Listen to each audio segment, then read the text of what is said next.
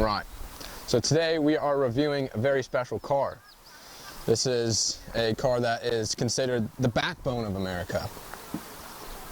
It is a fuck you to Prius owners, and it is better known as a two-door Hummer. The 2009 Dodge Challenger RT. Now let me show you the engine that produces enough CO2 to kill off the rest of the turtles. V8 Hemi Mopar. It's a little dusty, but I think you guys get the point. This thing's huge. It's massive. It is dirty. She's a dirty girl. She gets the job done though. 372 horsepower, but this one has an intake, as you can see, and an exhaust. So this one's actually producing 400 horsepower to some tiny ass fucking wheels on the back. This is where you put the rocket fuel. That's where you put your name. Rocket fuel right there. Or you can put diesel in it, because it's a V8, runs on anything. You could put fucking alcohol in here and it'd run just fine. You could piss, shit, vomit in it, fucking run like a beauty. Alright, this thing's got dual exhaust. Yep. One for every 4 cylinders, because, you know, this thing's a V8. It's extra loud just so all the 4-bangers know exactly what a real men's engine sounds like when I pass them on the road. Little rice rockets. They put a Dodge emblem here, just so you know it's a Dodge. Makes sense. And you got a whole big tail light so you don't get rear-ended. Does this even illuminate? Oh yeah, it's got bulbs in it. This doesn't. Yeah, it does. Damn, the whole thing illuminates. I think that's the reverse light. Oh yeah, it's gotta be. What a hideous name. Dodge? Yeah. D-O-D-G-E? Who came up with this name? Like, is it like a last name of the person who created the company? Robert Dodge. Is it a last name? I guess Ford wouldn't be much better. No. I just don't think I'd want an automaker as my last name. Well, that's not true. I wouldn't mind if my last name was Ferrari. But not as cool as a fucking Dodge. Oh, and then you got this wing for downforce. This thing's got a grill big enough to pretty much suck up the whole Pacific Ocean in less than a minute, because it's a V8.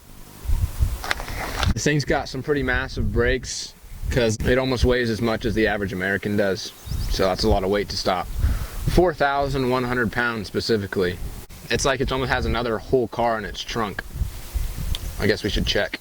As this being the most American vehicle ever made, it's of course got to have a trunk big enough to fit an American-sized body. With such a high obesity rate, you could fit one large American in your Dodge Challenger, or 2 little 8s. It's got decent truck space. Obviously, you got golf clubs in there.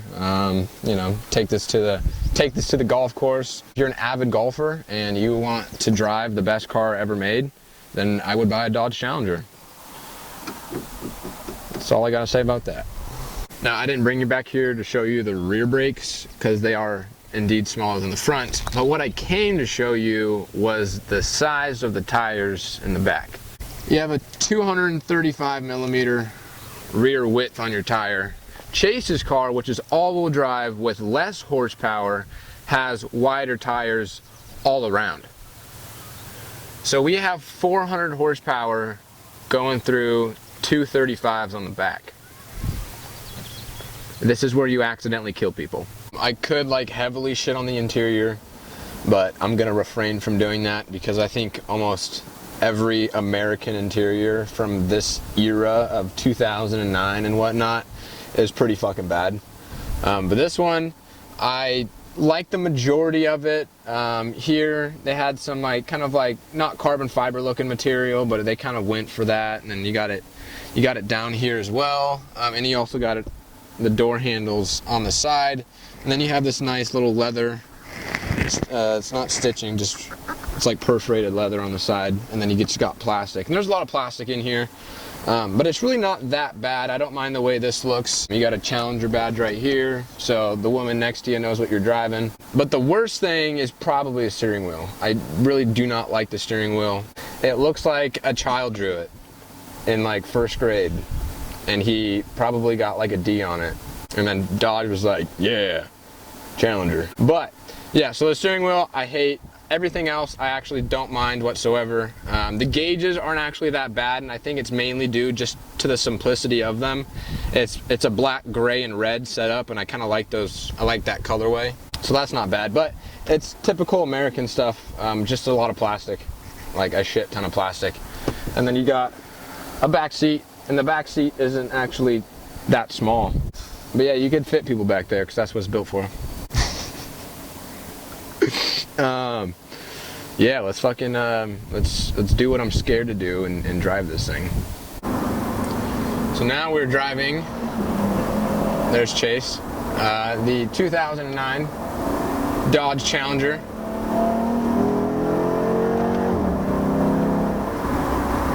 As you can see, it sounds very good. First thing you notice when you get into this thing is it's smooth.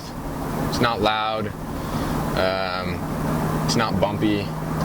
The drivetrain's really smooth. The shifts, I have it in its little manual mode for the automatic, so it's a little slap shift and it goes side to side. It's not bad. It's not very quick shifting, but at the same time it is 2009. But the power though, the power is what's good. And that sound. It is true, nothing roars like a V8. You know, whether you're a V8 guy or not, you know exactly what a V8 sounds like, because the American V8s just have that one-of-a-kind sound. And some people love it and some people don't, but personally, I really enjoy the sound of a V8. We all know that this is gonna be pretty fucking quick in a straight line because that's what it's built to do and that's what it's really good at. You know, it can burn rubber, it can do donuts, do a quarter mile and whatnot. I don't know how fast this is in a quarter mile, but I know it's decently quick. But what about everything else? Like nobody talks about it much because nobody tries to do it because it's not really what it's built for. But I'm curious to see the way it handles, the way it steers, and everything in between. And so far, I haven't really pushed it much, but so far, I like the steering, which I don't like the steering wheel, but I like the steering, the way it feels. It's numb off center, but for me, it's kind of perfectly weighted, and that feels really good. But the suspension, that's a whole different story. Oh fuck, some rocks in the road.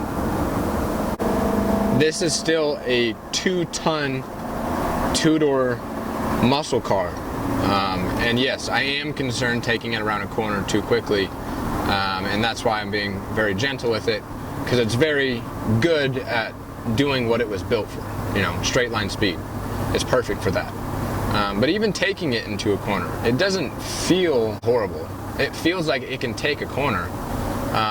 I think the problem is you just have a hard time reading where that point, where that line's going to be.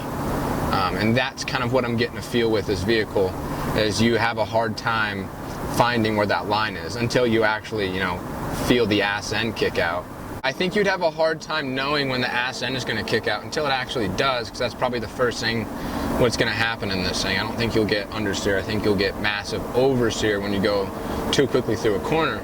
If you are careful and ride within that line, it feels good. It doesn't feel horrible. It just feels unpredictable. And like that's kind of the scary factor of it. It just feels a little unpredictable. And so you don't know how much you can or can't. But that's where you just kind of, you know, you learn yourself. I really do like the transmission in this. It's super smooth. It's not super fast, but it's not super slow. Oh, you just get that V8 rumble. You literally just can't get enough of it. If I owned this car, I'd probably get a lot of tickets. The types of cars that I typically drive, I usually slow down for the straights and then speed up for the corners, and this is totally different. You slow down for the corners, and once you see the straightaway, you gun it. And it sounds amazing. It's ear candy. Can't get enough of it. The balance of this car is probably why it's unpredictable, because it doesn't feel that balanced. It doesn't feel that planted. Like Chase's STI, it feels balanced, it feels planted, it's a smaller car, it's agile. This doesn't. It doesn't seem like you'd want to rotate on its axis. It seems like you're going to have to push it through a corner. But it's a Dodge Challenger. We're not going to be taking corners in this thing. We're going to be fucking hauling ass with the drag strip. That's the point of this car. And that was the point for it being built. And because of that, it does exactly what it needs to do. And it's a good car for it.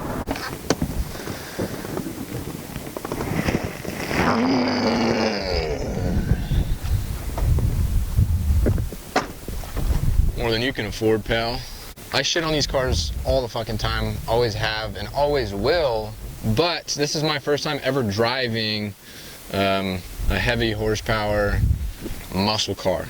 It does exactly what it's supposed to do. I say that a lot, but that's what it was built for. It's built for straight line speed. It's got good horsepower. It comes with 372, and obviously with an intake and exhaust, you can get up to 400. It's comfortable. It's got a big trunk. It's smooth. You could easily daily drive it as long as you don't live somewhere that snows. The only thing it can't do, or I guess it's scary to do so, is take a corner in it. So if you want to take corners, don't buy one of these. But if you want to haul ass in a straight line, then I would definitely buy one. For guys like me who shit on these as much as I do, it's not a bad car, so I guess we can stop shitting on them as much. But if you stayed to the end of the video, we really appreciate it. Hopefully we'll have another video out next week, and if not that, then the week after. We really enjoy doing these reviews for you guys, so we hope you like them, and we'll see you in the next video.